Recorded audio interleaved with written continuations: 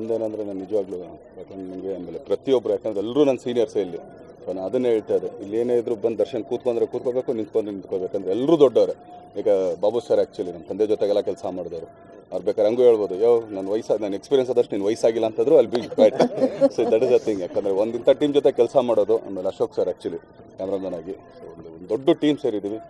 So ಒಂದೇನಂತಂದರೆ ಜನಗಳಿಗೆ ಒಂದೊಂದು ಪೌರಾಣಿಕ ಸಿನಿಮಾ ಆಗಲಿ, ಒಂದು ಐತಿಹಾಸಿಕ ಸಿನಿಮಾ ಆಗಲಿ, ಆ ಒಂದು ಪಾತ್ರದ ಬಗ್ಗೆ ಜನಗಳಿಗೆ ಇನ್ನೂ ಹತ್ರ ಆಗೋ ಅಂಥದ್ದು ಒಂದು ಸಿನಿಮಾ ಆಗುತ್ತೆ ಇದು ಅಂತ. ನಿಮ್ಮ ತಯಾರಿ ಏನಿದೆ ಸಿನಿಮಾದಲ್ಲಿ? ತುಂಬಾ ಇಲ್ಲ, ತಯಾರಿ ನಡೀತಾನೆ ಇದೆ. ಸೊ ಇನ್ನೇನು ಮಾಡ್ತೀನಿ, ಸ್ಟಾರ್ಟ್ ಮಾಡ್ತೀವಿ. ಇವತ್ತಿಂದ ಸ್ಟಾರ್ಟ್ ಆಗಿದೆಲ್ಲ, ಸೊ ಇನ್ನೂ ಸ್ಟಾರ್ಟ್ ಮಾಡ್ತೀವಿ ಸರ್. ಅದೆಲ್ಲ ಗೊತ್ತಿಲ್ಲ ಸರ್, ಇನ್ನೂ ಹಿಂದಿದೆಲ್ಲ ನೋಡ್ಕೊಳ್ಳೋಣ ಆಮೇಲೆ.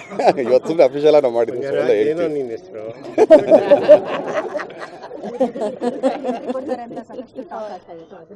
ನಾ ಇಲ್ಲೇ ಶೂಟ್ ಮಾಡೋಕ್ಕೆ ಟೈಮ್ ಇಲ್ಲ, ಅದು ಬೇರೆ ಎಲ್ಲಿಂದ ಮಾಡ್ಲಮ್ಮ. ದಯವಿಟ್ಟು ಅದೆಲ್ಲ ರಾಂಗ್ ನ್ಯೂಸ್ ಅನ್ನೋದು ಅಷ್ಟೇ.